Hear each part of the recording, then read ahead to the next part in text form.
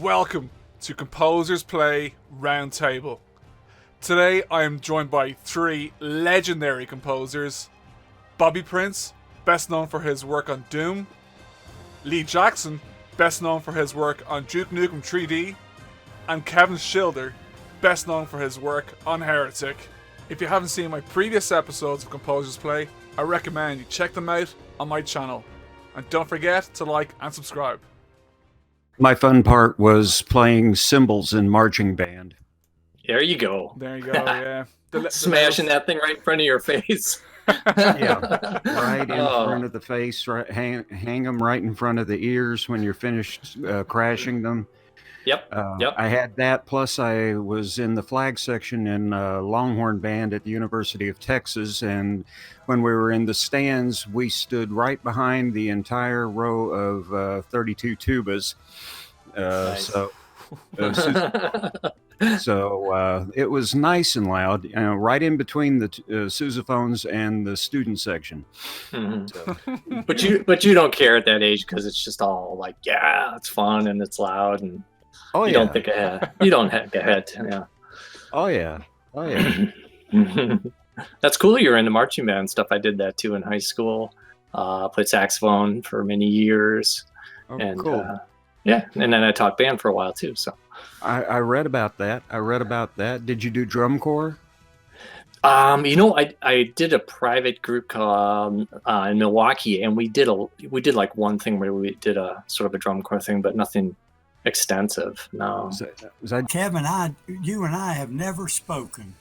That is true, isn't it? That's like a crime, isn't it? Yeah.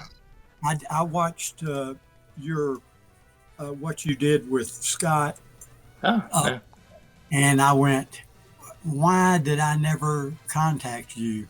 And I guess really I sort of stayed in a little place of my own. I didn't want to necessarily, but back then things were going so fast that I just jumped from one thing to the next, and I really didn't have a chance to hear what other people were doing except Lee. And as far as Lee went, I didn't even know he was working on some of the things that I was working on until later on in the deal, It was me sticking my nose into your business. That was the deal with that. No, it wasn't. It was you being there, and that's important, though not required by any means, which I proved when we didn't have what we got today. I mean, Lord, we were talking on the phone, and to send even a 8-bit, let's say 8K mono file took maybe 30 minutes at 1200 baud. It was, you just didn't do it. I mean, I'd upload it to one of the bulletin boards, and it took a while for that to happen, and then it took them a while to get it. So anyway, I'm happy that you had that opportunity because you were born to do that. I appreciate it. Thank you.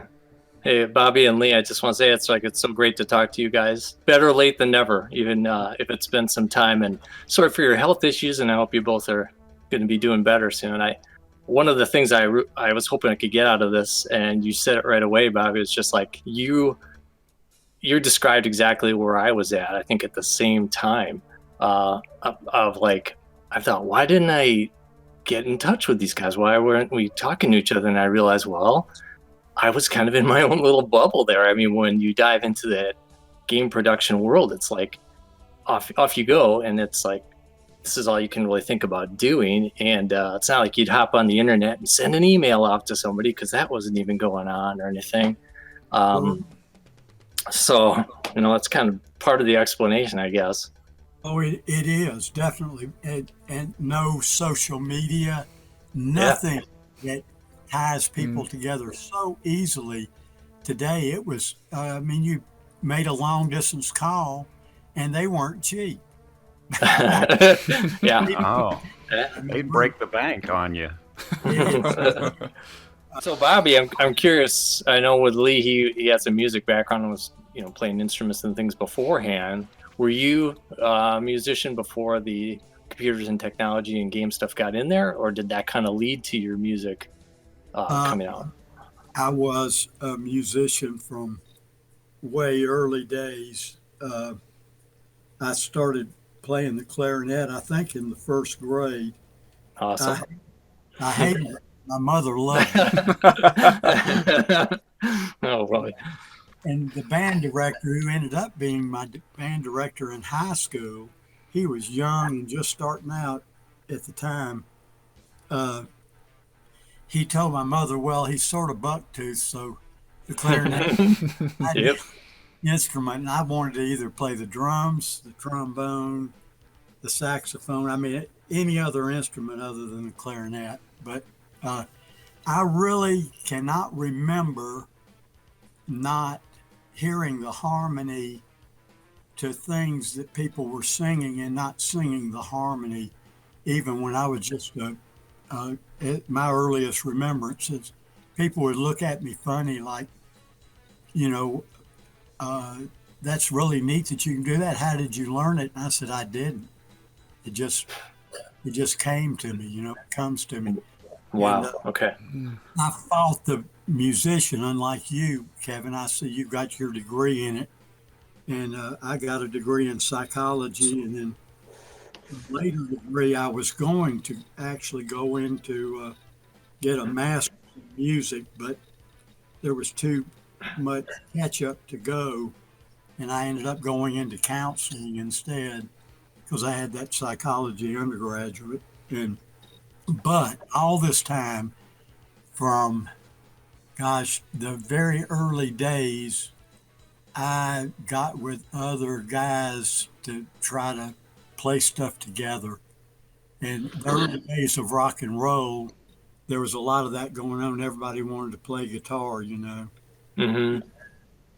I learned the lap steel guitar of all things. Wow. It didn't do minor chords and all these nice other chords that I heard because of the bar, and there were no pedals on it. And I saw some guys who were seniors in high school. I was a freshman, and they had a combo, as they called them then, guitar, keyboard, bass, and drums. And they did a couple of songs of the day, one of them a guitar solo kind of thing. And I went, I'm going to play the regular guitar. Simple as that. Mm-hmm. And so from then on, my brother, who's younger than me, he started playing bass, and we had bands up until just a few years back. Weekend Warriors, He doesn't mind. Bobby doesn't mind if he doesn't make the scene. He's got a daytime job. He's doing that. Anyway, that's a long story, too long.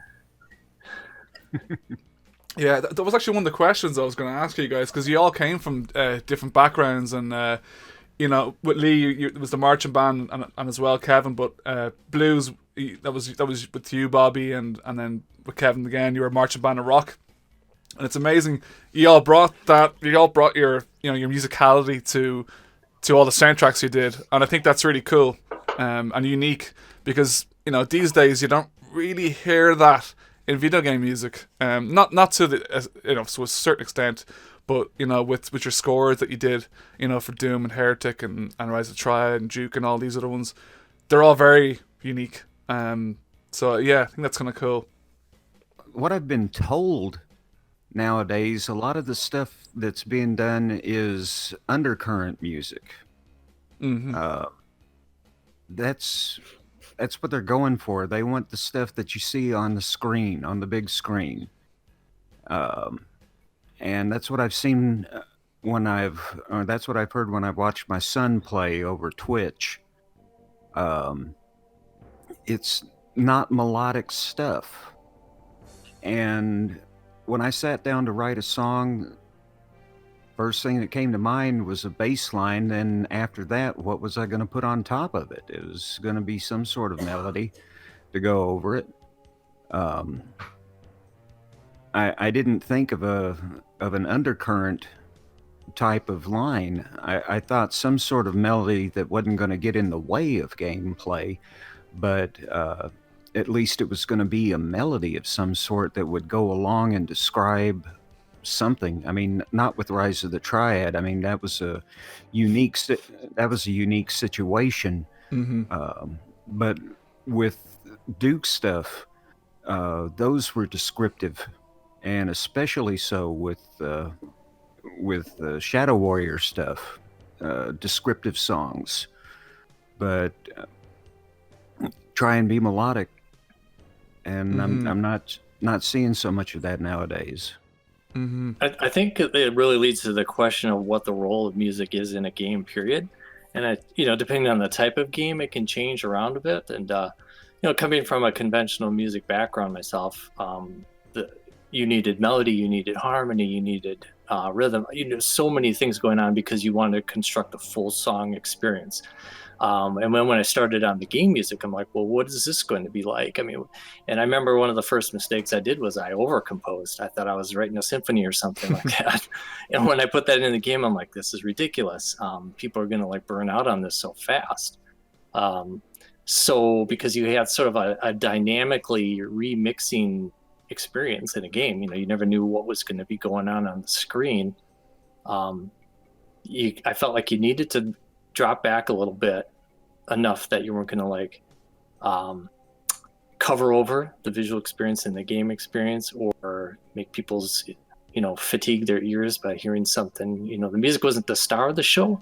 But then again, when I listened to my guiding light was Doom, Bobby, because that was what Heretic was coming after. I'm like, the music is not just subtly in the background, it's driving the gameplay and the excitement of this thing. It's and it's crucial to what this experience and the emotion is supposed to be in it. So that was the type of game there, I think, of an action game, and it made sense for that. So too subtle would have been just boring. But a lot of games now, I know they look like movies, and so when you do a movie soundtrack, it's much more subtle. I find the same thing. I've actually liked some of the ways they've been interactively running the music, because it gives me a legs up on what's going to happen in the action, because I don't see something coming at me, and the music tells me that it is. It's sort of a bummer, not for me because I'm slow anyway in reacting. But Lee, I've noticed on your what you were saying, I've noticed also how many television shows have a theme song that really stands out anymore. There are those, but they're in the minority as far as a lot of them are just sort of there, and I guess that's what they wanted. To me, they're losing a potential way for people to remember their program. If they don't do that. Same thing with a game. If it doesn't have something about it musically that people remember, then that's one less reason to remember the game. Right. My wife's favorite show on one of the networks, The Resident, as a matter of fact, has got a theme song that's about, I'd say, 15 to 20 seconds in length. It's more of a sound bite than it is a theme song. And it's just a little bumper at the beginning of the show. And there may be some there may be some commonality that carries through the show, in the sense of urgency in some of the operation scene themes, but there's hardly enough in that short period of time to really make a song that you could call the resident theme. Right. Yeah.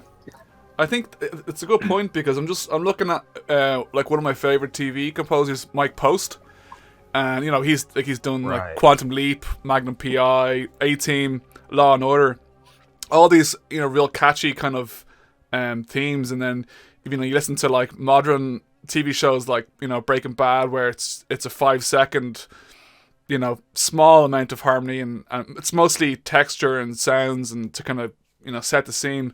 So and they're obviously mostly these teams are much shorter nowadays, whether it's down to people's attention spans, or I don't know, is it a choice that the composers, or is it the directors going, right, we need to have something really quick for the team, let's just get it done. And yeah, I don't know, what do you think, Bobby? I think that it's attention span, simple as that. I mean, look at all the stuff that's out there, man. I tell you what, I hear of programs 2 years after they've been on. I just never heard of them. And I have Netflix and all those different things and see their ads and that, but somehow I miss some of these, and some of them are really good. So I think it is attention span, and it's only going to get worse. It's going to get shorter and shorter. I mean, look at the nighttime shows. If you ever watch any of those, I watch them to see what kind of music they think the public wants toward the end of their show usually. And they have now get to talking, get into the program within about seconds. And it used to be a long header. They'd have the band play. David Letterman's band would play almost the whole thing while they're showing all the people who take part in the show and all of that. Now, if you watch any of them, it's about 30 seconds, and they're telling the first joke or making the first statement, So that, and they're obviously watching what's happening with people streaming and not really watching. I mean, if it weren't for TiVo, I wouldn't watch them. Any of you watch anything on their time, on what they're demanding that you do it? I don't do that. My life's really short, so I'm watching every second really, and enjoying it too. So that's the important part. Well, and Kevin, one thing that you had said about getting the material in when you and Scott had your session, or one of them that I watched, you spoke about getting very limited information when up until later in the game, a lot of times.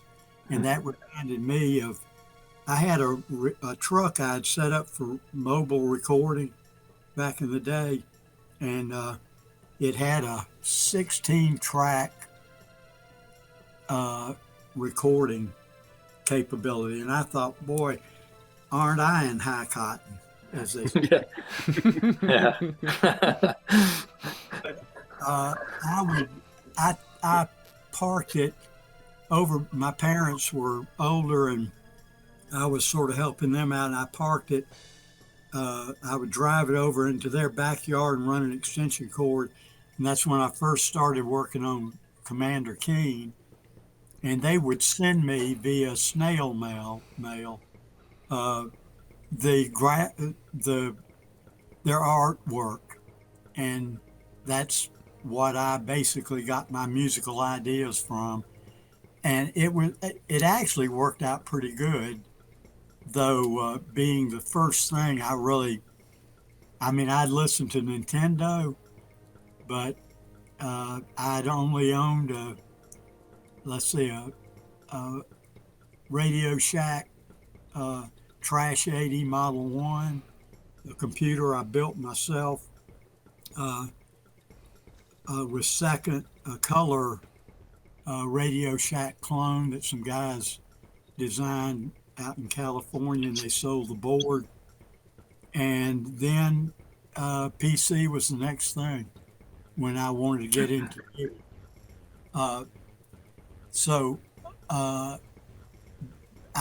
Back then there was no other way to do anything there was no way to send that kind of thing. But that itself had its own power in limiting things enough to where you're not baffled by all that you can get baffled by with the wonderful software we have now and all the instruments that are available to us now. You can get lost in all that. So that's right. It was a perfect storm, so to speak, back then. And I did get some guidance from some people, but most of the time they really didn't have much of an idea of what they wanted to do with music. Or like you, it sounds like you sort of did the sound effects because nobody else knew how to do it, or if they were doing a job that you'd be proud of taking part in. But anyway, I'll quit talking because you're what you guys do. Yeah, I think it's pretty amazing if you think about it. You're locked away sitting in a truck somewhere and you're sort of blazing down into like unknown territory. Or if you hadn't done a game before or listened to a lot of games and they send you a little artwork or give you a general idea, kind of like what I was working with too, and you're like, okay, go with it. How much of that just is your intuition about music and about taking a picture and going, well, this is what I think I'll want to feel like when I'm in this world or fighting this guy or something like that. And I think that's kind of where I was at the same thing.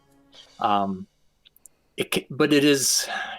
it wasn't limiting. I think that's what it sounded like you were saying. It's like, leave me alone. I'm in this little box. I'm just going to think for a while. For me, I was like in a closet, and I'm like, I'm just going to let my imagination and the ideas that are floating around in my head about music, and trust those things. And I guess looking back, it could have gone really wrong. Make some music and it's just terrible. Like, oh, now what do I do? I'm no good at this. So I don't know. It's it was a risky type thing to just be going in to do, but I think you learn to trust intuition a little bit when you don't have the whole picture about how everything is going to go. I had a little better advantage because I already could listen to what you had done on Doom, so I at least was guiding off of something.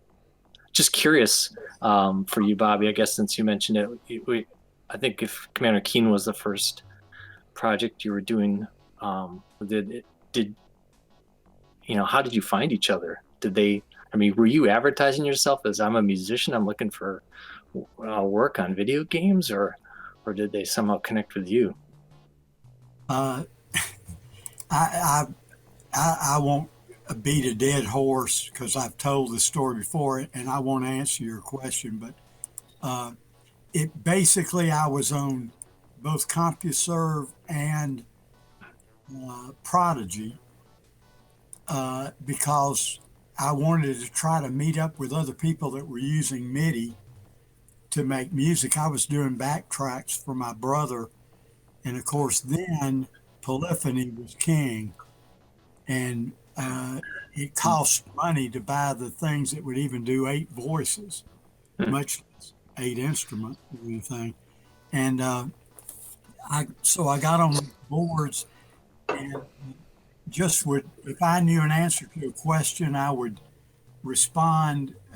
It was called on Prodigy, it was the MIDI and computer music or something like that section.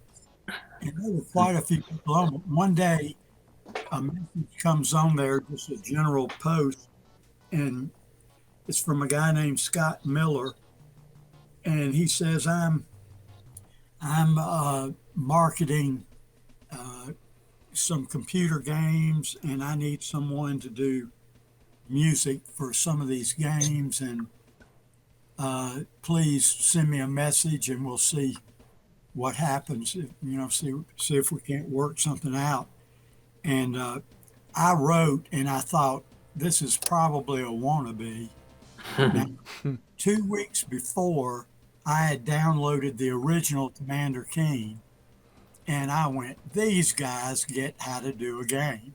This is fantastic, not knowing that Scott was the one that gave him his last $4,000, I think, to help them do the first Commander Keen. And he started Apogee and started the shareware on computer games. And so anyway, I thought nothing more of it until I got a call. I think I put my number. I got a call from Scott, and he said, I had about 50 people write me or message me, and he said, I really liked what you said, and I don't remember what it was. I don't have, back then, you didn't save copies of anything. I wish I had. I would use it again, Kevin. Yeah. Y'all too. We'd all get a bunch of work or whatever. But anyway, so just talking with him, he said, well, I'm going to get some guys to, well, okay. So I started asking him questions, and he says, well, we recently released a game called Commander Keen, and I went, oh my God. How did this happen? And so he said, I'll get some guys to get in touch with you, and that was it. And John Romero called me, about 2 weeks later, explained what they were doing. They were doing another Commander Keen, and they had some other ideas. And I said, I'd love to work with you, So it was happenstance, but I was ready for it because I knew MIDI as well as anyone, I would say, at the time. And of course, I didn't have a computer sound card. That's another thing that told me Scott was really serious about it, because he actually sent me the money to get a sound card. Mm-hmm. So Scott was putting his money where his mouth was. And the rest, I guess, is history. I mean, I had a PC that was not a brand name. I got it at the music store when I bought Texture, the first sequencing program that I ever bought. And then I quickly went to Cakewalk with it. But that computer served me well. It was just put together in somebody's shop somewhere, no brand name. So anyway, that is the complete, and that's the truth and nothing but the truth. What I love about that story is, it's true for me too. Maybe for Lee, is thinking back at around those years, the pool of quote experts out there who knew everything about MIDI or just computer music and audio was small, and I think the opportunities were huge because you didn't have to be a pro. You didn't have to have this huge resume of all the games you'd worked on and all that. People without lots of experience just got a shot at it, and that's kind of where I started too. When I first came in, I knew I was a good musician, but I didn't really know what I was going to do with computer music. I had no for sure knowledge that I was going to be okay at it. But looking around me, even in the studio, most of those people were just doing their first work on their first game at that time, and that's one of the things I really miss, is just how exciting that was and how open it was to everybody to learn it while you were doing it. Now you really don't get hired unless you're a sure thing, I would say. I don't believe I know a lot about your background, but I never heard you talk about how you got into doing the MIDI aspect. Well, um, I almost got started in the publishing part of it first. I laid hands on a copy of Music Printer Plus first and started messing with that. Um, I did get a sound card before I moved up to Dallas. Is what got me up to Dallas or to Garland was a job in the tech support department at Apogee. Because I was in Austin slowly rotting away down at the Internal Revenue Service. I was balancing federal tax deposits coming in from banks, and my job as an accountant was not something that I was cut out for at that time, but it was what I was stuck with. And at home every night I would haul out sheet music and start working on transcribing things like Mahler's Third Symphony finale for marching band. Just trying to see if I could get something together and get it performed. I never did. I've still got sheet music sitting back in my bedroom, and I would love to have it performed one of these days, but I don't think that's ever going to happen now that everything's in finale, and I still haven't figured finale out. But I got hooked up with Apogee by way of Joe Siegler, got a job interview, and got a tech support job. That went on for a while, and then they moved the developers in to the building, and I got hooked up with Mark Doctorman, one of the developers, who knew that I was into music and I was messing around with Music Printer Plus, and he gave me his copy of Cakewalk for Windows. And that's when I started going crazy. You were an idiot. I turned into one, and I did bring in some lousy music. I really did. Nice. I brought in an arrangement of Chopin's Funeral March that was just horrible. That I thought would make terrific level music until I heard it played on Tom Hall's speakers, and and then I was sitting there going, "My God, why the hell did I do this?" And I said, "I'll try again. See you later, Tom." But I kept trying, and eventually, and this is where Bobby comes into the mix. I started playing around with other people's MIDI files, things that I'd download off of CompuServe and off of BBS's, and things that I would find in games and rip out of.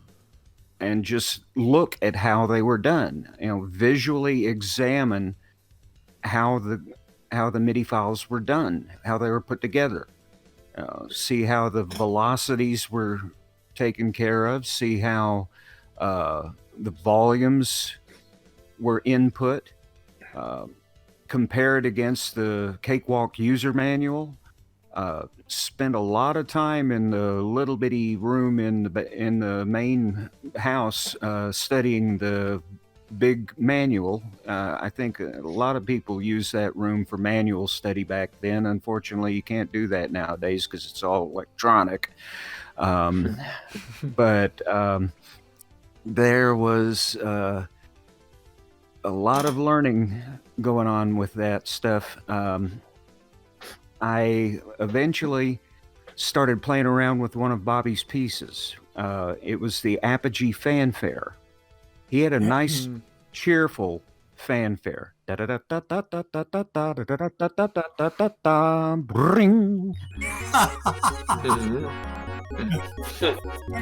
I will hire you. I want a recording of that. And I took it and applied sort of a John Williams deal to it. Yes, you did. Excellent too. Yeah. Oh, thanks. It was started off with a boom, dun dun dun dun dun dun dun dun dun dun dun dun dun dun dun. And that's a harp. That's right. You harp on Apogee, and that's great. I love it. And we played with that for a while. I even made it morph into the Batman theme at one point. Just playing around with it, and then George Broussard decided that he wanted to use that, which made me feel guilty because here I was stealing Bobby's stuff. Well, you know what, Lee, that I wrote that for Duke Nukem 2. Yeah. And it might have been used in something before that. It might have been used in that space flyer game that oh yeah, Major Striker. Major Striker might have been the first, but on Duke Nukem 2, I took the theme from Duke Nukem and put it into the end of that musical logo, for lack of a better word. And what I was hoping, and what you did was great. What I was hoping is that any games that they put out they could play that theme, but have sort of a preview of the theme song of the game that's going to come up next, you know. Oh, yeah. But that never happened again, I don't think. I lost track of it after that. I just linked in, actually, lads, in the forum there. It's a complete collection of the Apogee intros and fanfares. Oh yes. So you can. Awesome. So the Commander Keen has no sound. That's the first one. The next one is Crystal Caves. Sound,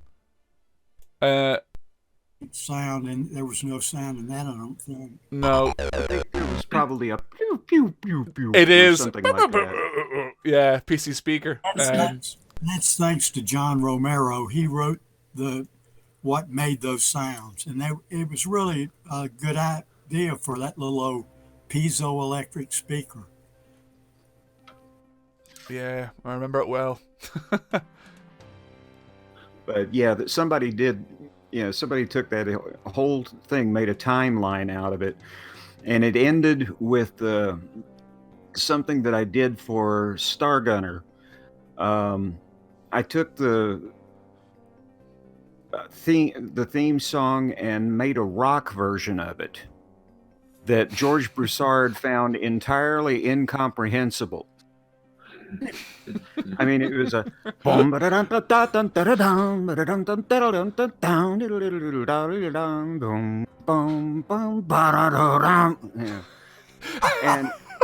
he didn't recognize it. He didn't recognize the thing. He said, "Where's the theme?" It's a direct quote. So I would have had to get out sheet music and point out where the notes were, but I just had to say, "Trust me, it's in there."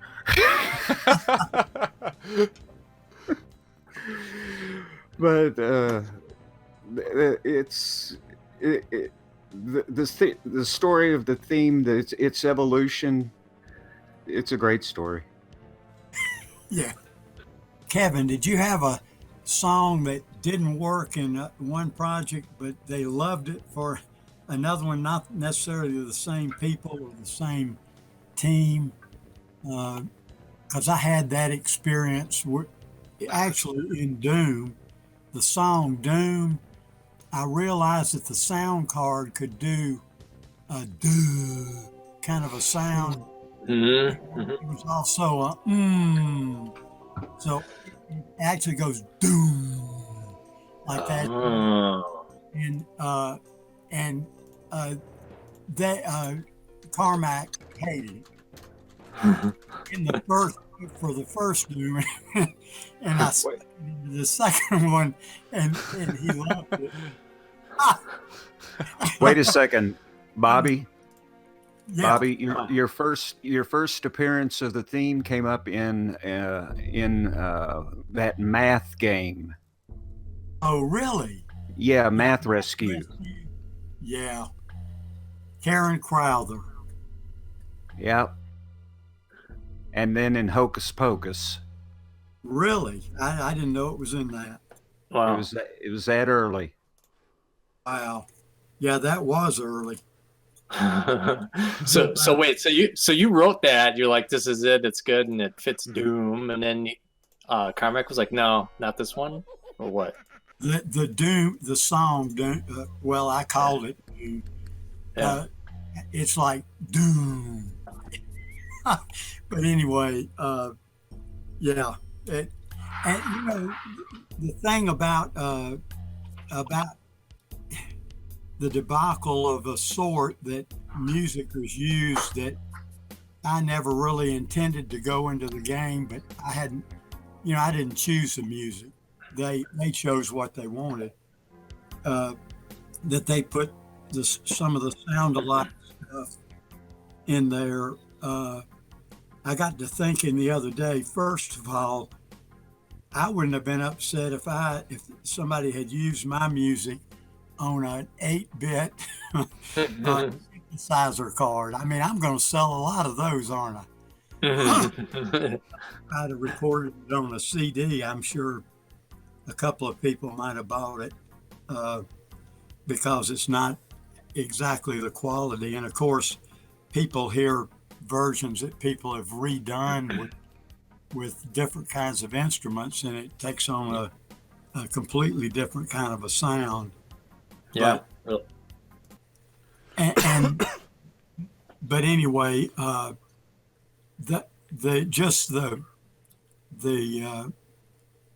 music, the way it's been taken apart, has interested me, and the sound effects on Doom. There's a guy that took every one of them apart, and I mean, I didn't know how I did them. They got that, the same thing Kevin talked about when he had his session with you, Scott, back using the CDs from Sound Ideas. Yeah. They came later in the game, probably Doom 2, but the first Doom was totally stuff that I had myself. I used to collect sounds everywhere I went. If I heard a neat sound, I'd record it back then on a cassette player or whatever, real high quality. And but anyway, people have heard things in some of the songs, like the Doom theme, E1M1. They say that that's one group, and then somebody came out with a thing that does sound like it. That's early metal, well before the more popular song that everybody thought it was after, and none of it was that way. I mean, I just monkeying around on the guitar, saying I want to get a tritone in here somehow, and I want to use an octave and have the guitar jump around and then do some, calisthenics with your fingers, tapping on that stuff. And, and everybody hears, Lord knows they hear every kind of thing in it. It's just amazing and scary in a way, because like the recent lawsuits that sound alike, and they really aren't, as far as I'm concerned, as a musician. I mean, they sort of favor, but they're not that close. But the jury gave millions of dollars, and it's like I said early on, after those sound alikes came into Doom and came out, I said, it's all what a jury decides, man.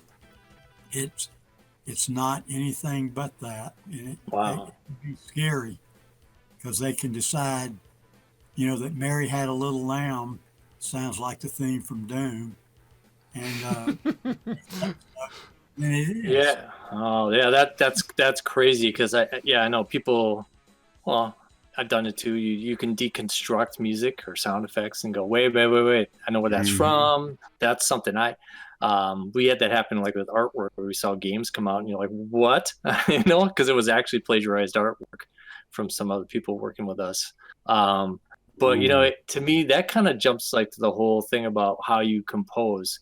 And when you're composing your whole ideas, I'm making something brand new. And I knew that was what I was supposed to be doing. It's what I wanted to do. So people would ask like, well, where are your ideas coming from? Or what did you listen to? And I purposely didn't listen to anything, at least nothing that was related to games, because I didn't want to accidentally copy. Yes. I listened to the Doom soundtrack because I was trying to follow the principles that were in there, about how the music was styled, how long it was, how the MIDI files were constructed and all that. But if it was inspiration, they came from like totally different things for me or from nothing. That's why people are surprised. Like I didn't really want to or didn't listen to a lot of other games or play other games or soundtracks because for that reason, I didn't want to accidentally just copy someone else. Hear, hear. Yeah. I'm with you. And that those were done to try to talk them out of using a lot of metal in the game because that's all they wanted. I mean, oh yeah, okay. I had never listened to metal music before they said that's what I want to do, and I listened to it, and I did a bunch of those up and took it out there. When I went out, I had my own stuff and some of that sounded like it, or actually some of them were a direct copy. I don't think they used any of those. But anyway, I played it for them and I said, okay, imagine that in one of your levels and then imagine this, and I would play one of the pensive ones. And I said, you can't have all loud sounds in the music because it's going to fight the sound effects and people are going to turn the music off. Basically, it won't have the effect that you want it to have. That's right. Thankfully, they listened to that and took a good bit of just what I had done, just looking at the artwork that they were coming up with and that kind of thing. Some of the stuff that had to listen to was directly involved with level design. There was a Mission Impossible level at the very beginning of episode 4 of Duke Nukem, complete with a tape at the beginning of it that said, when you push the button, this recording will self-destruct, and then it immediately went boom. And I wrote a piece of music called Missing Impossible and subtitled it with apologies to Lalo Schifrin. And started it off with a flute trill, going down instead of up, and had it. That's really different. Had it in the same meter, down, down, Five, down, down, 5, down, 4, down, yeah. down, down, down, down, down, and had the same rhythm, but used a completely different melody, completely different harmony. It was a spoof a parody of the song, and it worked. I mean, and believe it or not, it was for Randy Pitchford's level, and he looked at me and said, "Can we do this? Can we get away with doing this?" And I said, "Yeah." It's a spoof. Yeah. It's parody. You can surely get away with it. I mean, just look at Weird Al. Yeah. And I think when you're copying it so obviously and just doing a cool variation, people are like, "Oh, he's not trying to hide anything." Exactly. Yeah. Exactly. And I did that on a couple of things, but that was the most obvious one. And when you're doing it like that, it's fun. I mean, it's just a blast to pull something like that off and to have it work. I mean, that was one of my favorite levels to do, and it's still one of my favorite ones to listen to. In retrospect, I'd love this. If there was any way to figure this out, it would be fascinating. Ed sold a ton of metal records for those guys, those groups, because Doom introduced that genre to hundreds of thousands of people, millions of people. Yeah. And certainly they're not going to buy the soundtrack from a Yamaha sound chip, but they're not going to buy what the band originally did, you know. So I think they probably smiled on their way to the bank on sales. It was for sure. Average. You know, when it comes to making like hard rock, when I first heard the Doom stuff, I'm like, "Oh, what's that sound?" So I'm like, I think it's a guitar. But because coming from traditional music background and everything, I'm like, "Oh, that's what guitars are going to sound like in MIDI." I don't know how you guys felt about it, but you know, some of the limitations of those instruments kind of define like how close you were really going to get to making what someone was asking for. They're like, "Yeah, I love this band, listen to this CD," and you're like, "Now do that in MIDI." You're like, "Okay, here it is, same thing, right?" But I found that kind of liberating because I liked having the limits of things and seeing like, well, how can you take these sort of like minimal instruments and recreate the Mission Impossible theme or something from one of these heavy metal bands stuff. But you know, we had like maybe two guitars that actually worked fairly well, that distorted or overdriven guitar. Right. After that, like their other instruments, I threw them on the scrap heap because they just sounded terrible. Are you talking the Yamaha chip, OPL? Even the GM. Those instruments, or are you talking about the general MIDI? You know, I couldn't tell you what chip. I mean, when I was starting, I was on just Sound Blaster cards. Oh, okay. So I'm not sure what was on there. It was a Yamaha OPL. What was YM 3812? OPL 2 it says here. Yes, and I somehow lucked upon a set of instruments for that, which are nothing more than patches. I mean, they were truly patches. They weren't samples or anything like that, that some guy had done, and I tried to chase him down and pay him money because they were really a good starting point for what I wanted to do. And I was able to learn to tweak those because the sequencing program I was using, Sequencer Plus Gold, had built in the ability to tweak the instruments. And of course they had to ship with the program, or else people's Yamaha chip, which was on all of the sound cards back then, wouldn't know how to play the instrument. You know, it had to actually send that patch information. And but I found, I mean, I loved that aspect of it because I was able to sort of invent instruments that really had never existed.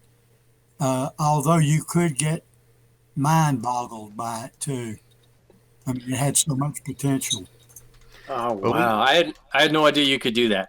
For me, I had no electronic music real background when I came in, so it's the first time I really even heard that. But that's awesome because, yeah, for me it was just like, well, it's whatever you do here isn't going to matter as much as what sound cards people are buying. It's just going to reproduce whatever they have on their computers. So I didn't even, no one was around telling me, hey, let's try and do this and change some of the settings for the chip and stuff like that.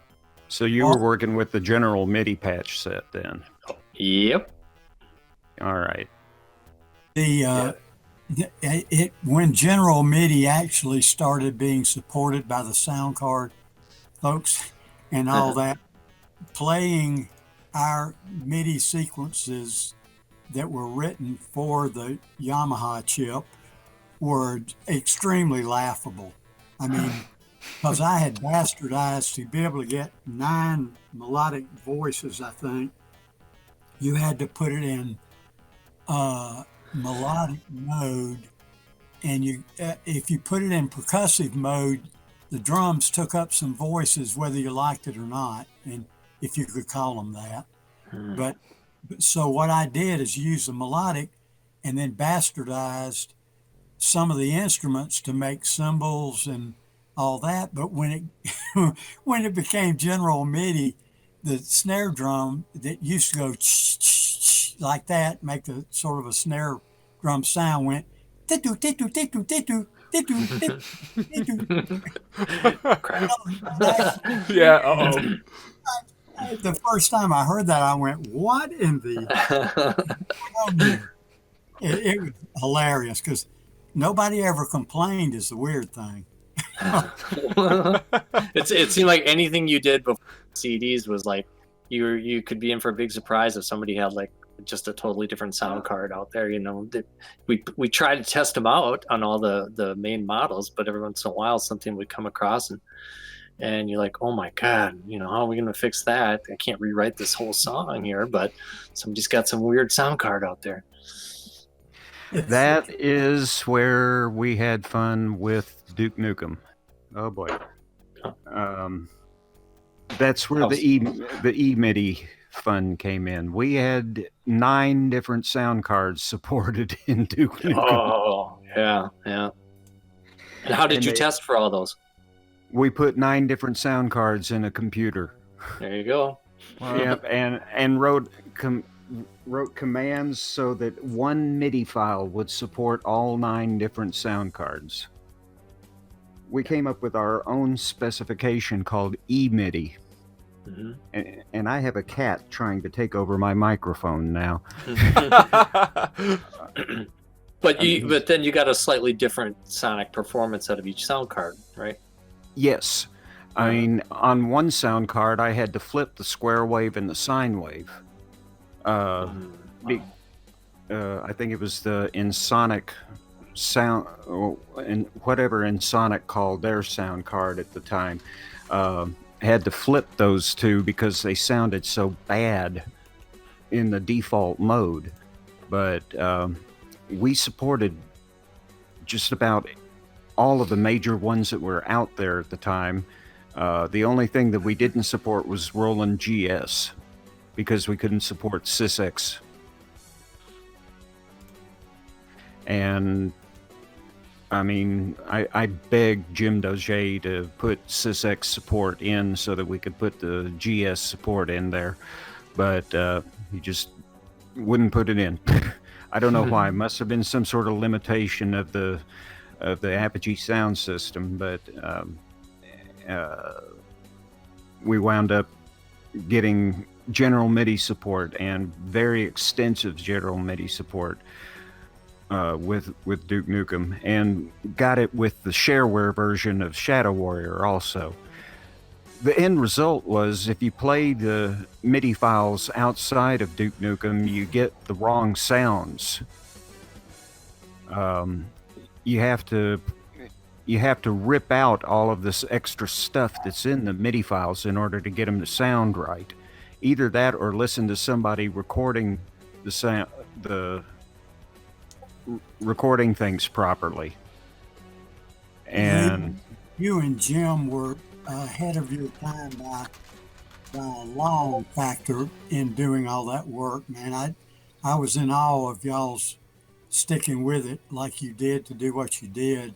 And for those who are listening who may not know what we're talking about with general MIDI, it's a standard for the sounds of instruments and what their number is to call them up when you call up a certain patch, I'll call it, though that's not what it is, or instrument.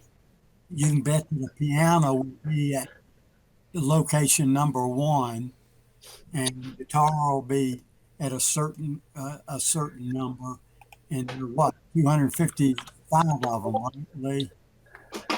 Good anyway. That way you knew that people who had general MIDI sound cards, which they were all coming out, would play a piano when you said, I want a piano to play this part, or guitar or whatever. Yeah, I think we're lucky now. For me, starting off, I kind of got into the game much later than you guys, but I am so lucky to have all these instruments and the audio capacities and all this this hard drive space and contact players. I never had to deal with any of that stuff. So yeah, it's amazing how far it's come. Oh man, you have the confusion that we didn't have back then. We had the luxury of limitation. Yes, I'd call it, which is a good thing. It is. I mean, it allowed you to concentrate on the music and not have to worry so much on what your instruments were going to be. You could set up an orchestra and vary from it if you wanted to, but you could set up a bass orchestra and use that for your entire game if you wanted to. Mm-hmm. But nowadays, you've got so many instruments. Oh, you don't even know where to start at times. Learning them some of them, there's a learning curve to make them sound the way they're supposed to sound. Yeah, just to get started is, I mean, there was a learning curve just to learn the ins and outs of my SC88 sound canvas at Apogee. And once I got that, I was comfortable in setting up my orchestra. Now there's a learning curve to set up Contact. There's a learning curve to set up every instrument within Contact. There's a learning curve to set up the VST instruments that are set up outside of Contact. The Waves instruments. God knows how many other different instruments I've got. My hardware instruments. I've still got my SC88. Well, I've got an SC88 Pro now. And I still find myself falling back on it because it's what I know. And it's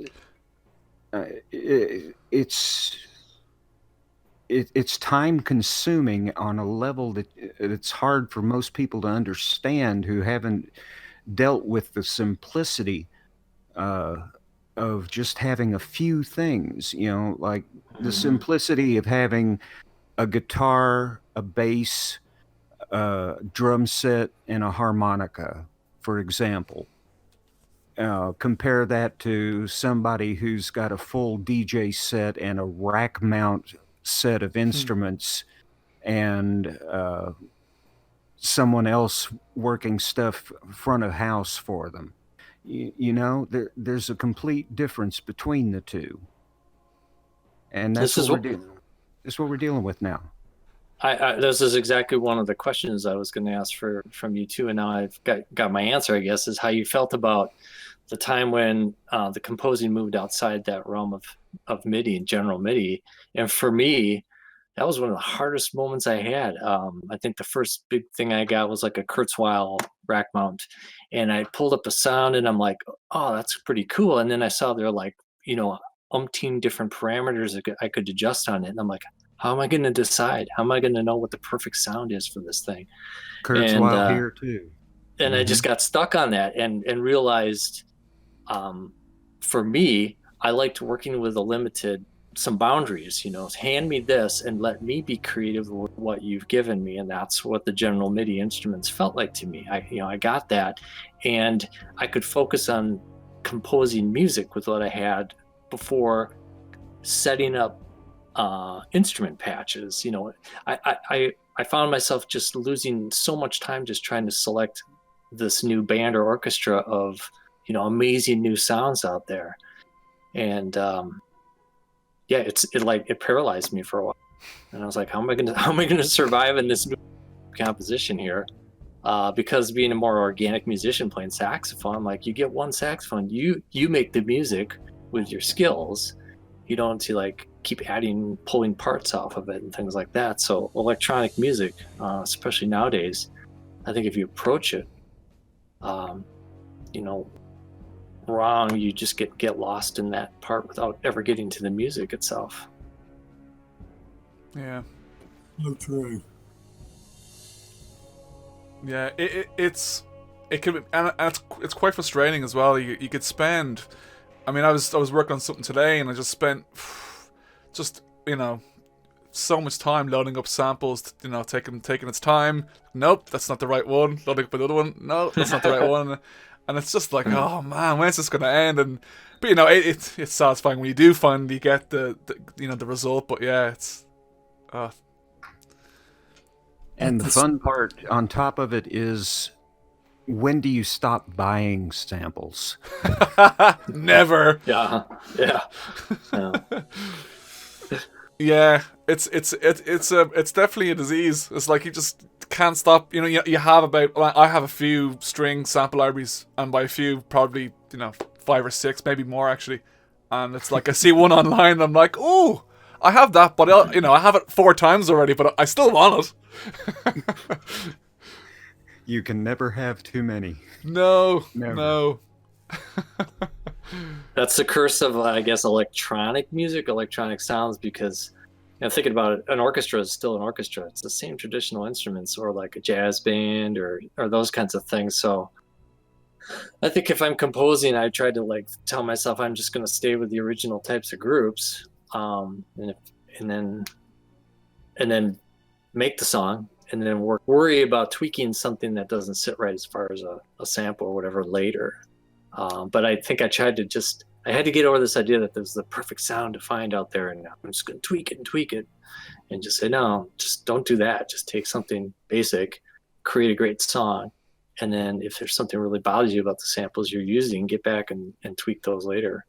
But it was getting in the way of composing for me, and I was getting nothing done, so I know I had to do that. Yeah. What sequencing or what editing software? It's not sequencing alone now, of course. What editing software are you using? I'm still using Cakewalk. It's known as Cakewalk by BandLab now, but it's still called Cakewalk. I'm using that as both MIDI sequencing and as digital audio software. And for single file editing, I'm using Wavelab Pro. Okay. What about you? Kevin? Oh, me? Yep, I'm here. Yeah, I've been a Cubase user since 1994, and then I use SoundForge for a lot of my sound design stuff, which worked out well because actually those guys who Sonic Foundry was right in Madison, right nearby us. I remember driving over and trading a copy of one of our games for a copy of the latest version of SoundForge. so that was cool. Yeah, so those are the main ones that I've been using ever since. What about you? Yeah, Cakewalk. Cakewalk is the one I've been using. I think I started off with Cakewalk 4, or maybe it was 5, I think. Was it 5? I think it was called Pro, Cakewalk Pro. And then Cakewalk 8, which I'm still on now, actually. And then I use a little bit of Pro Tools for mixing, not for MIDI, because it's terrible for MIDI. And I dabble in some, like, some of the other ones, like Ableton a little bit, and Reason if I'm doing some kind of electronic stuff. How about Bobby? How about you? What are you using then? Software. Well, I was a Cakewalk user, from almost the get-go. And Craig Hendershot was just, when he owned it, it was wonderful because he really supported it well. And what I loved about it, I loved being able to tweak stuff. I wanted to be able to do things that program couldn't do, but his Cakewalk application language allowed you to write your own script, so to speak, and it wasn't rocket science by any means. You had to monkey with it. It wasn't well documented or anything, but I was able to do things that I wanted to do with it, and slowly but surely, it's still in there. In fact, I won a contest, or I think I got second or third place. He had way back in the day, and it still ships with Cakewalk. It's a compressor limiter for MIDI. I use that. Really? Anyway, so I like that. But when they went through all the changes, actually, when they went to adding the audio, it just really didn't work that good for me. And but I did stick with it, and it got better, and I'm not so sure about what happened to it lately, but I'm glad to hear that Lee has faith in it and all that. Go ahead. I'm sorry. The faith I've got in it right now is that it's free and it's being supported. Amen. Well, that's important. And I had messed with a bunch of them over time, whenever I could get my hands on it and that kind of thing. And I looked at Reaper back, 2 or 3 years ago. And I went, I just don't know. But I decided to give it another try. And I tried the Pro Tools, not good for MIDI. And I don't know how recording studios get by with it, because MIDI, let's face it, MIDI is still necessary in anywhere you do it, produce music.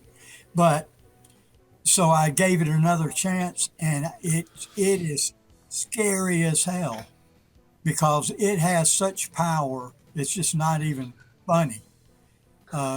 People have written all these Cal-like things, what Cal does, to make it do almost anything you can think of. Somebody's already come up with it, and it ships with the software. It's not expensive. The guy that does it for the love of it, I'm convinced. I've watched videos of him, and he's not getting real rich off of it, but those people are working on it all the time to improve it. And if you're scared of possibility, then you don't want to mess with it, because it's got all the possibility in the world. Lots of ways to do the same thing, which is scary. It was scary for me, and I've had a lot of experience. I went, wow, am I ever going to get this? Well, I learned, don't pay attention to all that stuff that's out there. Pay attention only to what you need. And there's a learning curve, and a pretty steep one, but for people who've already walk and all the rest of them, it's just, it's great. I love it. It works great on an old computer too. Doesn't take up a lot of memory. I mean, my computer's 7 years old. I built it myself. It was state of the art, but it ain't anymore. No. So, was there any soundtracks that you guys wrote that you thought was great, but the game developers were like, "Nope, start again"? And I'll hand that to you, Kevin. Okay. That I almost wish that could have happened a little bit more, because it would mean that everybody was really intently listening to the soundtracks I was doing and kind of picking apart and critiquing them. But I had to more or less kind of like ask people, what do you think of this? What do you think of that? I tended to, just put them out there, and we test them in the game and the gameplay. And I think one of the things that I learned is there weren't a lot of other music people around. So the comments I might get were like, oh, that rocks, or that sucks, or what's that weird sound. So there weren't very like sound music critiques I could get, but the feedback was good, but I just had to kind of learn how to interpret it. So I don't remember people ever going like, that's, dump that in the trash, because I think the impression I had was that people didn't think that they knew more than I did, so they weren't going to say, get rid of it. The big authority for some of the games would have been like if like John Romero didn't like something, but I don't remember that happening. So that was usually pretty good. That's a good sign. Usually what I did just kind of went through. That's about it. Wow. Oh, and what about you, Lee? Well, as far as me personally, at the time I was writing it, I was a little bit bombarded with some doubts on Rise of the Triad. First comments on when the songs went in were mixed reviews. Some people thought that it was too happy. Thought that it was a little bit too bouncy in spots. Other people thought that it was cool. It was just a matter of getting used to the new music, and it's in retrospect, it's kind of stood the test of time. Aside from that, I had the privilege, I say with a heavy heart, of dealing with what I have infamously named the George filter. Oh, yeah. The George in question being George Broussard. Everything had to go through him after Rise of the Triad. If it didn't pass his muster, then it didn't make it into a game. Mm-hmm. And unfortunately, that's all I can say about that. That's great. And what about you, Bobby? Individual songs, like I'd said about the Doom song, mm-hmm. They usually got taken up by somebody else in a later game that it worked in, because it was not so, it was more generic kind of things. But sound effects now, totally different story. I'll bet you I did for Duke Nukem, I bet I roughed out well over 1,000 sound effects. Whoa. I mean, sometimes I would do 10 of one thing, and they ran it around the room like they did with Lee, like Lee alluded to there. They ran it around the room to everybody, the guy that was sweeping the floor, all these other people, and they took them as knowing a lot, and they'd come back and say, can't you do some more, give us some more ideas? And in the end result, I numbered them, and in the end result, it was 01, 02, or 03 that made it after all of that they went through. But never really horrible. I never had somebody like go, this is impossible, there's no way, or whatever. They generally would just say, the general feeling is that it's not quite right or whatever. And I would tell them, what Richard Rogers of Rogers and Hammerstein told a movie mogul one time who called him and said, I love that song you did for this certain movie, but could you make it better? Rogers said, it is what it is. I can't make it anything other than what it already is, but I will write you something else. And that was my attitude on the deal, was I'm not going to take a song that is what it is and try to make it something that they really want. If they didn't like it as it was, I'll do something that would be maybe more to their liking. It's for me, it's very frustrating. I know you guys don't want me to say the word temp track, but I have to say it.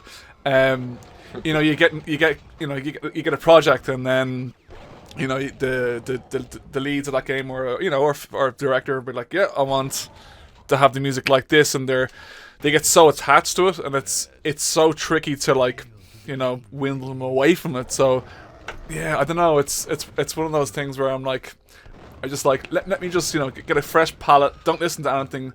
Let me try my thing first, and then we'll see how it goes. Yeah, that reminded me that the opposite can happen too. I've had songs that the people absolutely adored. I mean, on different projects, and they would play it ad nauseum, and then they threw up. And so they'd pass it around the room. They go, "Nah, I don't think that's really going to work." After listening to it 1,000 times, That was one of my tests when I do my own stuff, especially on Duke and on Rise of the Triad. I'd sit at home with the music playing on an endless loop, light a candle, stand about 15 feet back from the computer and just let it rip. And I would stand there and subject myself to it over and over and over for a good 15, maybe 20 minutes. Wow. And if it didn't make me sick, then I knew the song would work. Yep, that's a good one. I still do that. Wow. You guys have more patience than I do.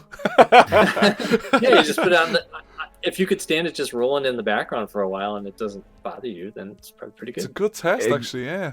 Yeah. Yeah. Yeah. I'll hear something. I'll be on YouTube, and the next thing will come up other than what I'm watching, and I'll go, "Gosh, that song is sort of weird," and then realize it was one of mine. I didn't really listen to them very carefully after they got accepted, I guess. I don't know. But that's a good way to do it, Lee, really, seriously. If you don't like it yourself, don't send it in. Exactly. I also learned, just with whether it was music or especially with sound effects too, once people started, the first time they're like, well, let me hear what you're doing. And they'd come in and you play some sound effects and you're like, you get a face or whatever. Let's hear that song. And you just play the song and realize later you kind of have to stand up for your work and just say, no. You got to wait till it's in the game, because you're not going to get this until it's really attached to visually what's going on in there. Because otherwise people might have said something's, it doesn't work at all when they're just hearing it by itself. So I think I learned you had to be an advocate for yourself and kind of protect your babies out there until they were in the right spot. Hey, Scott, one other thing that I'd be interested in from the three of you is, do they take anything other than music and sound effects that you may discuss with them about the game and actually take it to heart, or do they go, this is just the musician? Yeah. Kevin, you can go first. Yeah, I want to be polite and nice about it. I always was interested in the whole game. I love the games in general. Otherwise, I wouldn't probably enjoy doing audio. So I did my work privately, but I sat in on a lot of things, reviews, or talked about the game and got involved with design and things. I, over the years, kind of noticed, I think, an unintentional sort of like forgetfulness about audio, which was kind of weird, Hmm. where people would just sort of talk about everything else, and then well, we're done, right? And I'm like, no, we didn't mention a thing about audio at all. And I thought, well, are they biased against me? Like, am I not important? And I knew that wasn't true. But I felt like I sometimes had to like sort of raise my hand and get them to like sort of pay attention. And to me, I think more the problem was I was the only audio person for a good while. So they had little groups of designers and artists, and so they would kind of feed each other and critique each other and support that part of the game. So when they looked at me, I think maybe they just didn't even know what to say about audio or how to talk about it. And people literally would say that, like, oh, I don't get music or sound effects, how that works. So I think the answer was they just didn't even approach me on it.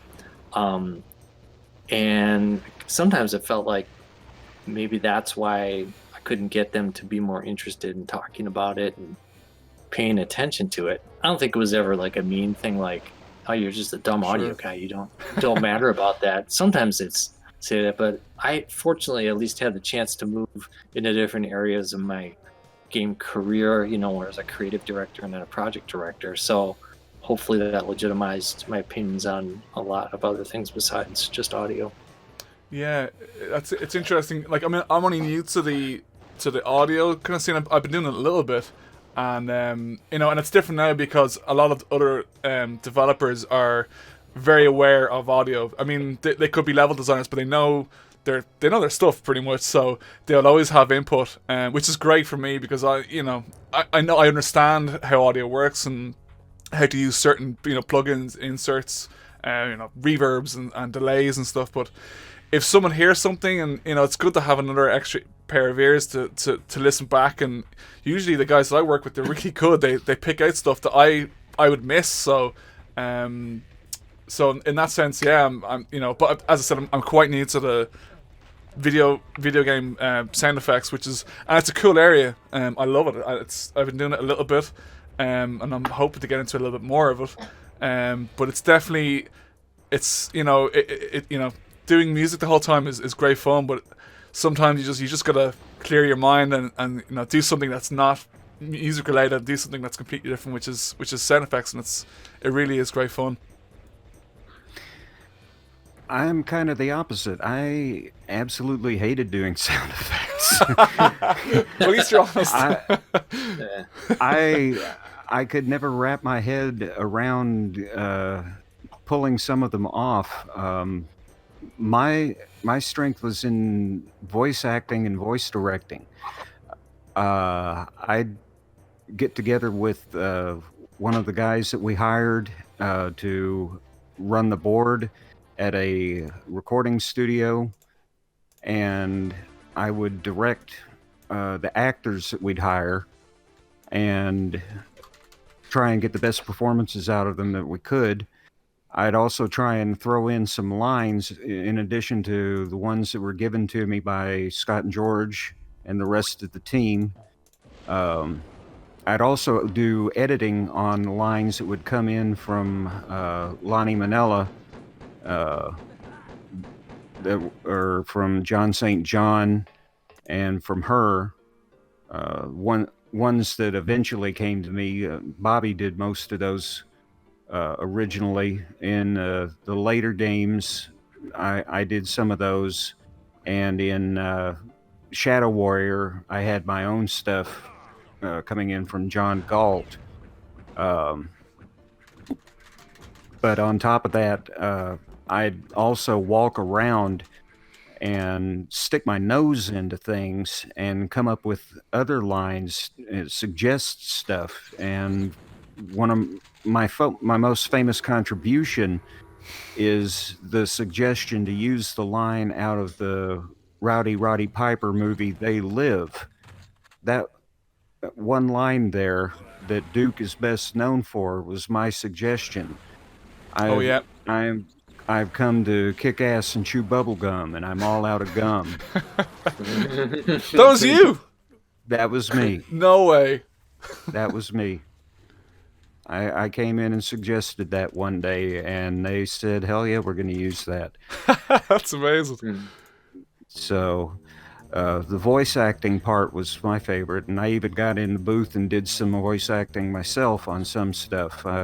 Did on a pinball game that we did called Balls of Steel. I played a genie that would get a little bit irritated if you rubbed his lamp at one too few many times. And why do you keep rubbing me?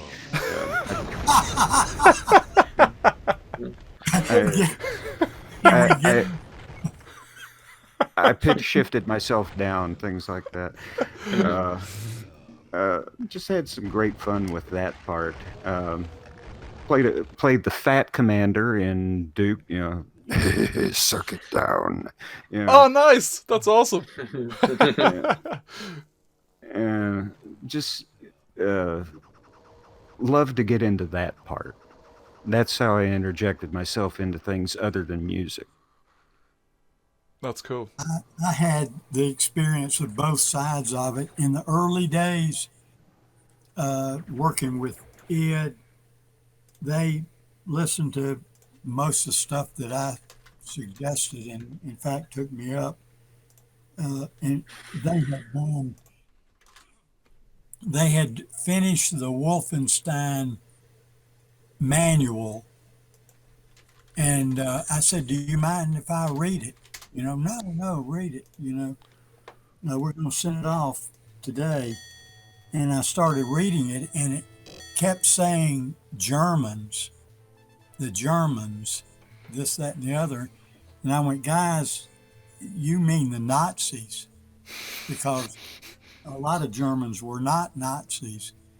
And in fact, were not for the war.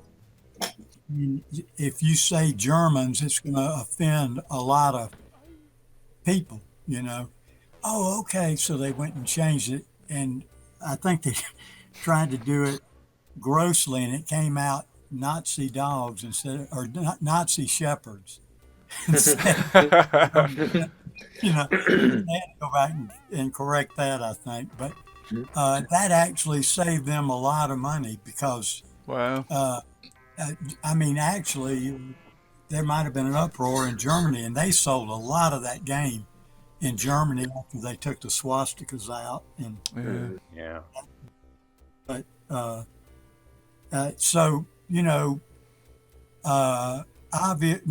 musicians are bright people, and as a rule, and it's crazy not to listen to everything that a team says to me. I mean, I would listen to what they suggested with the music, or sound effects. I mean, you want that kind of help. And God bless the teams, creative teams that actually know what they want. Because it's obvious in the end product whether they have done that. And a curse on the ones who don't know what they want. Oh man, the case in point, Richard Level Lord Gray. The man cannot give. The man has a little bit of trouble. I'll just say that much. A little bit of trouble in giving hints on what he wants for level design. And he got what he deserved with a recent version of Duke Nukem. He was doing a bistro level, a French bistro level. And I asked him, okay, what kind of music do you want for this? Give me some ideas on the kind of music you want here. This is the city of Paris. Do you want operatic music? Do you want waltz music? Do you want Carmen? Do you want Bizet? Something like that. I don't know. Give me bistro music. Okay, you asked for it. I wrote him a waltz. I wrote him a pure blown bistro waltz, complete with 2 accordions playing along, with a string bass and a drum set on brushes, playing along. And in honor of the fish polka that we had in Rise of the Triad that played whenever you were cheating for a level, I named it the Fish Waltz. Which was, of course, named after Bobby's famous Dope Fish music. It dates back to Commander Keen. A very, very long story. And did he accept the music? Is that what got in there? Oh, he said it was terrible. He said it was horrible. It should never go into a video game. You should never put this kind of stuff into a game. Never. But it finally got a reaction from him. I finally got feedback out of him from it. Usable feedback. And he got his stuff. He got something that sounded like Marilyn Manson, which, well, and it worked with the level. So if I hadn't prodded him with terrible music, which went on my album, by the way, and with his regards, I would have never gotten music for his level. So sometimes you just got to stick him with a red hot poker in the eye in order to get the right stuff out of them. Hey, you should use that in the next Duke Nukem that comes out. I'm going to hit you with a red hot poker in the eye. We'll have to get John St. John.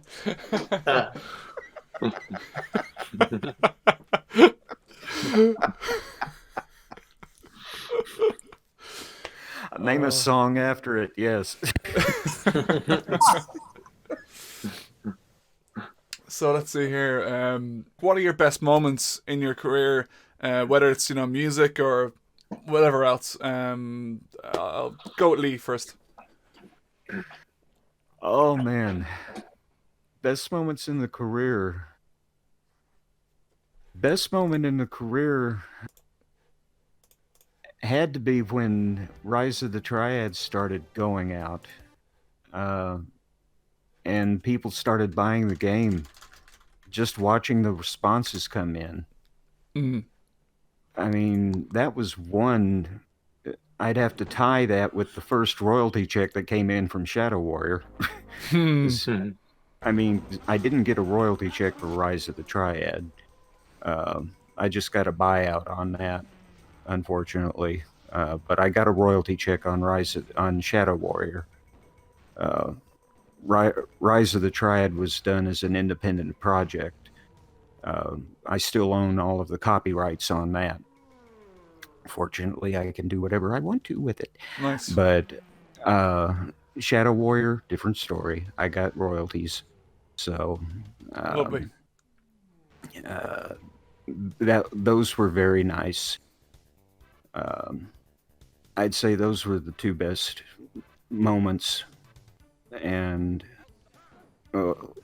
well, I got to throw a third one in there. Being told that Grab Bag was going to be used as the Duke theme. As I was standing there's a little story behind it. I just brought Grab Bag in as a level song. I thought it was just something that might be good for fighting. And on the night that the entire office was going in to see the first ever Star Trek Next Generation movie, my wife and I were standing in line right in front of the project director for Duke Nukem. His name doesn't come to mind right now, for crying out loud. My brain has developed a hole in it. Greg Malone. Frank Malone, that's him. Oh, Greg. Greg Malone. I'm getting my Franks mixed up with my Gregs. Hey, it's a miracle I remembered that. I remembered only because I've recently contacted him. Oh, how's he doing? He's doing good. Oh, good. Oh, Greg turned to me and said, "Oh, by the way, we're going to use Grab Bag as a theme, and you could have knocked me over with a beam from a flashlight." I mean, I just stood there and went, "Why?" And he said, "Well, it sounds like a theme song, so we're going to use it." And I said, oh, "Thank you." So That's cool. Put that up there too. Nice. What about you, Kevin? Same question. Okay. I think that probably the best moment or time was just after the release of Heretic. First real big game. Finding out, you wait. It's like you just put it out and you're like, okay, cross your fingers. Is anybody going to buy this thing? And then when you start to see those numbers come in and people buying it, or all of a sudden the first, magazines come out with some of the reviews, and personally you go looking, is there something about audio and music, and if there's seeing those things, and I think for me mostly it was because before that I was a band director, and for me jumping into this as a business, because I joined the studio there and moved and all that stuff, I'm like, this is a huge change in our risk. I'm like, is this even going to work out? And so fingers are crossed. Am I any good at this? Is it gonna, how is this gonna turn out? And to have Heretic come out and continue, to be a success like that, to legitimize the work I did on the music and sound effects and everything else. And I'm like, awesome. Yeah. And it was such a great group of people to work with right then too, because we were all, we all had something to prove, and everybody was so unified and just so great. And that's kind of a feeling, that just comes, and you can't really even replicate it to be at that stage of things. So that first thing of like, I think we're gonna go, I think this is what I can keep doing, was awesome, fantastic. Close second real quick is just I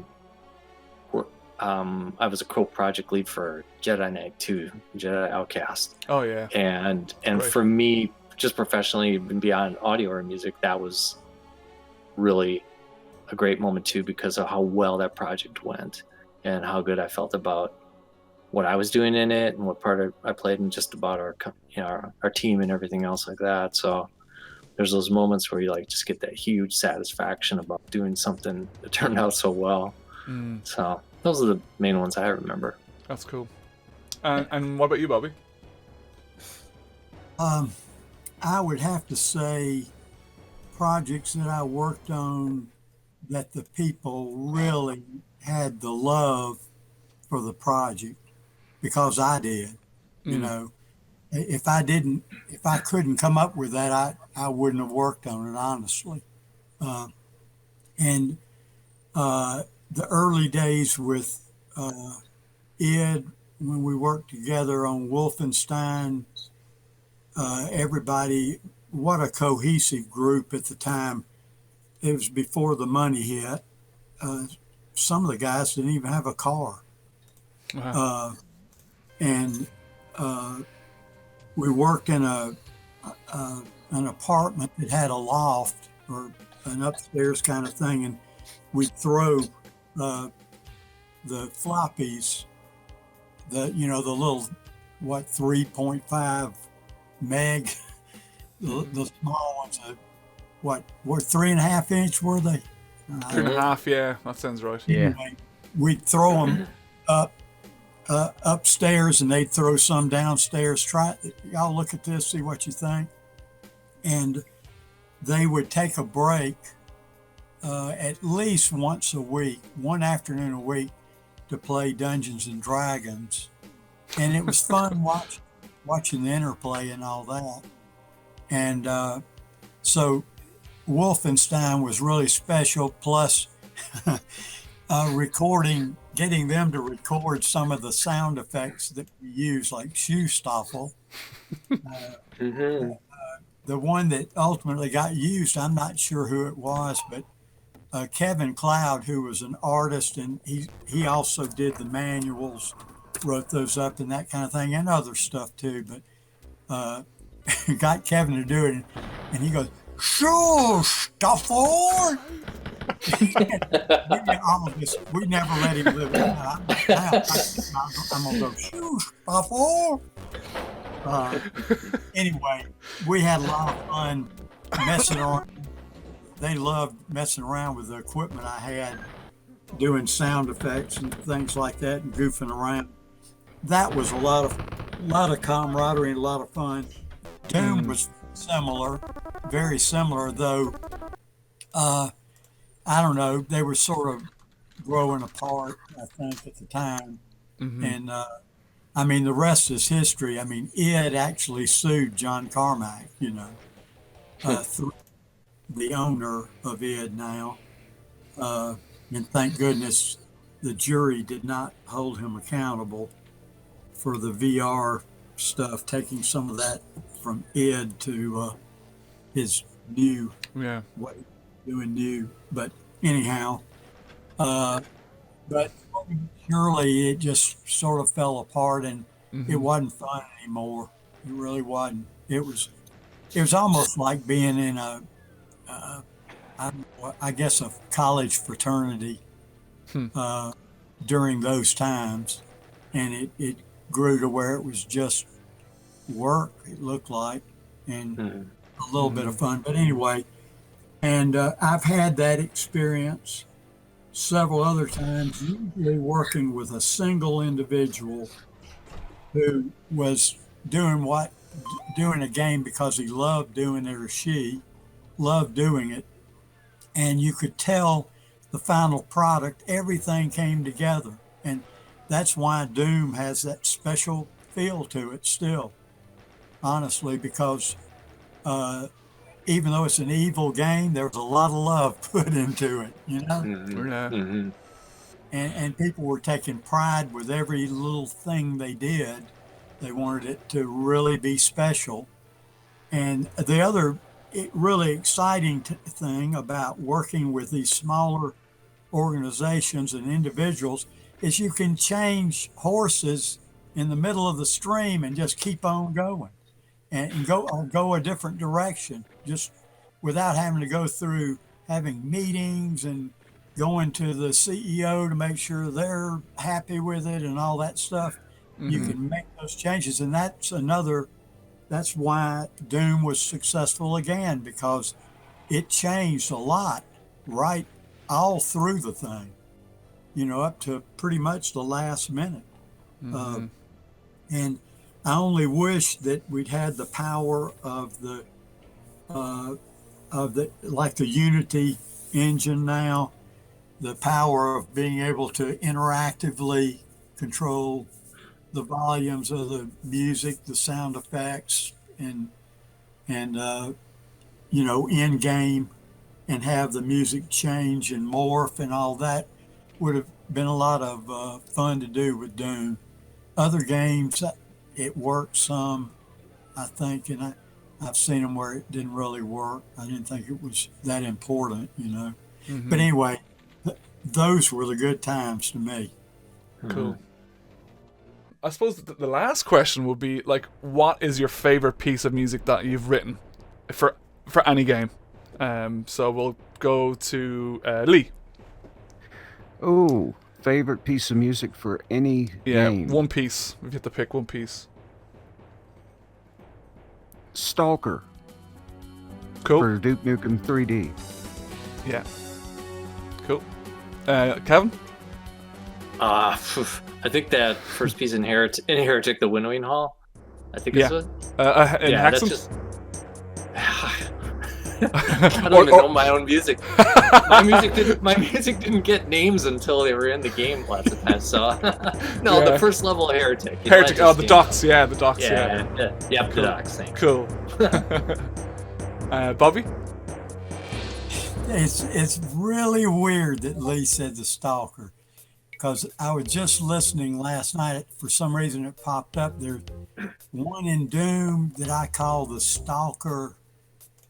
God, it's got Stalker in it, and I can't remember. Stalker Heals, is it?